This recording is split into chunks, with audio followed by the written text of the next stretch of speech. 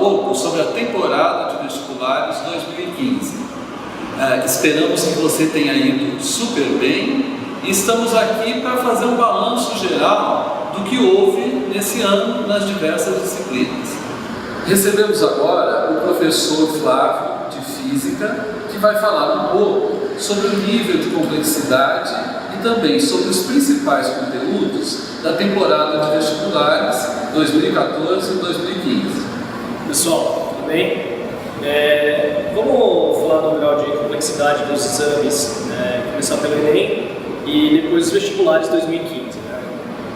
Se pararmos para pensar no Enem especificamente, a gente pode entender que o grau de complexidade esteve próximo ao que a gente pode falar de média, média complexidade. Mais pela quantidade, pelo volume de questões, do que pela forma como esses conteúdos foram solicitados. Se pararmos para comparar com as universidades paulistas, USP, Unesp e Unicamp, começando pela Unesp, que teve para o mesmo grupo de conteúdos, a mesma divisão, e a gente teve uma complexidade menor para a Unesp, e a gente pode pensar numa crescente Unicamp e, por fim, a FUVEST. Os conteúdos, a divisão dos conteúdos foi basicamente a mesma. A gente percebe que o grupo de temas cobrados, tanto no Enem quanto nos principais vestibulares, foi o mesmo, começando com mecânica. Esse ano a gente percebe que tivemos ênfase em dinâmica rotacional e cinemática rotacional, tanto no Enem quanto nas três fases, na FUVEST e também na Unesp. Então a gente pode pensar que para esse grupo de exames a complexidade como um todo foi maior para a FUVEST, mas teve em média complexidade nos outros exames.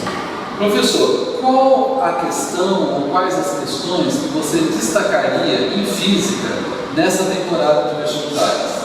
Bom, professor Lino,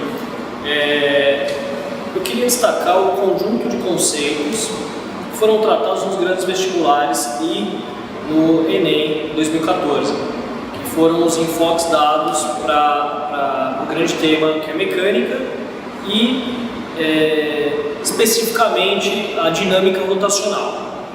Só para que a gente possa lembrar, no Enem foi cobrado a questão que a gente viu que era a questão do coelhinho, da turma da Mônica. A Mônica rotacionando o coelhinho, e depois na FUVEST a questão associada ao foguete, no consórcio China-Brasil, no seu movimento em órbita ao redor da Terra. Bom, precisamos lembrar da força resultante do movimento circular uniforme, que é a força centrípeta, e que a gente percebe que foi um destaque em todas as provas, desde o Enem, passando pela Unesp, chegando à FUVEST na primeira fase e depois na segunda fase também no terceiro dia.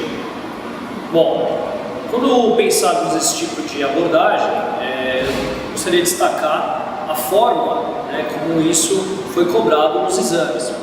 Fica evidente que a segunda fase da FUVEST, a análise algébrica predomina, então isso é fundamental para que o candidato tenha um bom desempenho.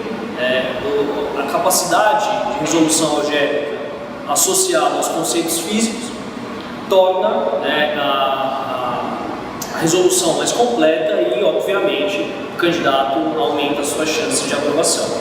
Na prova do Enem, a gente tem uma questão de múltipla escolha, então a gente percebe que para esse tipo de abordagem não bastou somente a análise algébrica, como o que a gente chama, o que eu gosto de chamar de análise física, que é a forma como você trata a resolução do problema sem necessariamente a matematização dos fenômenos.